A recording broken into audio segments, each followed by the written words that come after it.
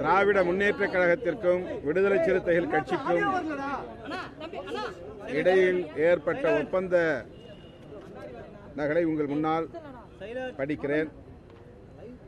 நடைபெறவுள்ள நாடாளுமன்ற பொதுத் தேர்தலில் திராவிட முன்னேற்ற கழக தலைவர் திரு மு க ஸ்டாலின் அவர்களும் விடுதலை சிறுத்தைகள் கட்சி தலைவர் திரு தொல் திருமாவளவன் அவர்களும் இன்று 4/3/2019 தொகுதி உடன்பாடுகள் குறித்து கலந்து பேசியதில் விடுதலை சிறுத்தைகள் கட்சி தமிழகத்தில் 2 நாடாளுமன்ற தொகுதிகளை பங்கிட்டுக் கொள்வதென முடிவு செய்யப்பட்டது.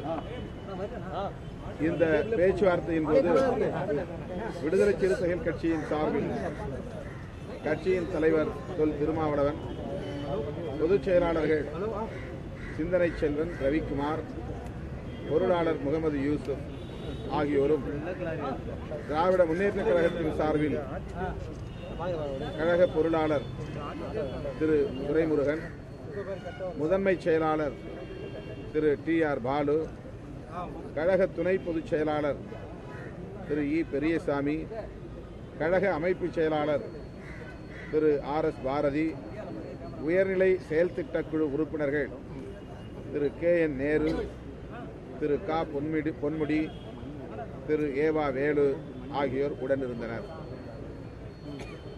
திமுக சார்பில் தலைவர் திரு மு க ஸ்டாலின் அவர்கள் ஒப்பமிட்டிருக்கிறார்.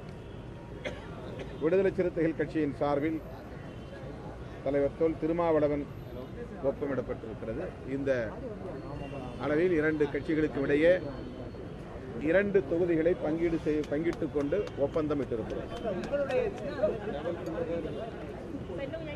எந்தெந்த தொகுதிகள் என்பது குறித்தும் போட்டியிட உள்ள சின்னம் குறித்தும் பின்னர் விடுதலை சிறுத்தைகளின் முன்னணி பொறுப்பாளர்களோடு கலந்தாய்வு செய்து திராவிட முன்னேற்ற கழகத்தின் பேச்சுவார்த்தை குழுவினரோடு கருத்துக்களை பகிர்ந்து கொண்ட பின்னர் அறிவிப்போம்.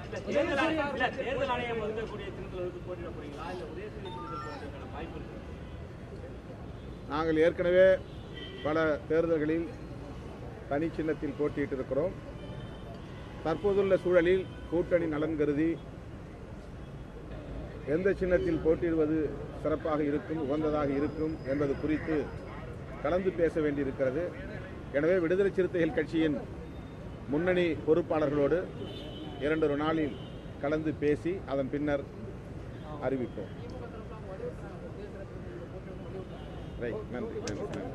உண்மை செய்திகளை உங்கள் கண்முன் கொண்டு வரும் காவிரி நியூஸின் யூடியூப் சேனலை சப்ஸ்கிரைப் செய்யுங்கள். நொடிக்கு நொடி நாட்டு நடப்புகளை தெரிந்து கொள்ள kaverinews.tv, Facebook, Instagram, Twitter போன்ற சமூக வலைதள பக்கங்களோடு எப்போதும் இணைந்திருங்கள்.